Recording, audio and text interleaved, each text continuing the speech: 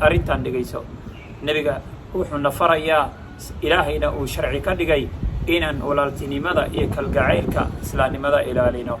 islaamku wuxuu ilaahay subxaanahu watacaala uu nagu faray inaan walaaltinimadeena ilaalino, isla markaana aan noqono dad isjecel, aan isku naxariisano oo aan isku fududayno wax kasta.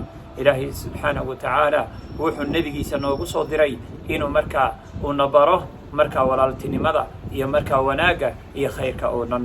marka nebiga sala allahu calayhi wasallam isagoo arrintaana baraya noona tilmaamayo in loo baahan yahay laysku naxariisto, nebiga wuxuu yidhi sala allahu calayhi wasallam dhegaysta, wuxuu nebiga yidhi sala xadiid burayda alaslami radia allahu canhu uu warinayo an من أنظر معسرا كان بكل يوم صدقة ومن أنظره بعد أجله كان له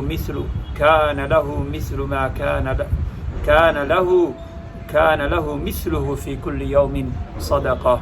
marka xadiidkan burayda wuxuu noogu tilmaamaya, wuxuu leeyahay qofkii qof walaalkii oo deyn macnaha siiya, deyntiina oogu naxariista oo u kaadiya ilaa intuu ka helaayo, qofkaasi ilaahay subxaanahu watacaala wuxuu tilmaamay in maalin kasta uu walaalkii u kaadiyo uu sadaqa ku helaayo. haddana nebiga sala allahu calayhi wasallam wuxuu noo tilmaamay haddana qofkii markaa waqtigii uu u qabtay xitaa muddo kordhin u sameeyey markaa ooga badiya, qofkaasina maalin kastoo markaa u kordhiyey ama maalin kastoo u kaadiyey inuu sidoo kale sadaqa ay u noqonayso.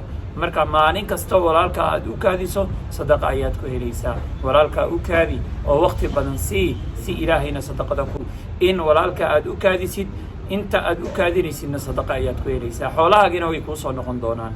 haddii aad walaalka haddana aad waqtigii u qabsaday aad ooga sii badisana, maalin kastoo aad markaa u ziyaadisay, ilaahay subxaanahu watacaala sadaqa dheeraada ayuu ilaahayna ku siinayaa. marka ikhwaani aan isku naxariisano, diinteenna islaamka bal u fiirsa, walaaltinimada naga dhexaysa ayay xoojinaysaa, kalgacayl bay nagu beeraysaa. marka walaalayaal aan isjeclaano, aan walaaladeena u kaadino, kuwa deynta aan ku leenahay aan waqti siino, waayo sadaqa ayaanu ku helaynaa. maalin kastoo aan siinana sadaqa ayaan ku helaynaa, ilaahay agtiisana kulaga jecel yahay, ajir wanaagsan ku qaataan noqonaynaa. assalaamu calaykum waraxmatullah.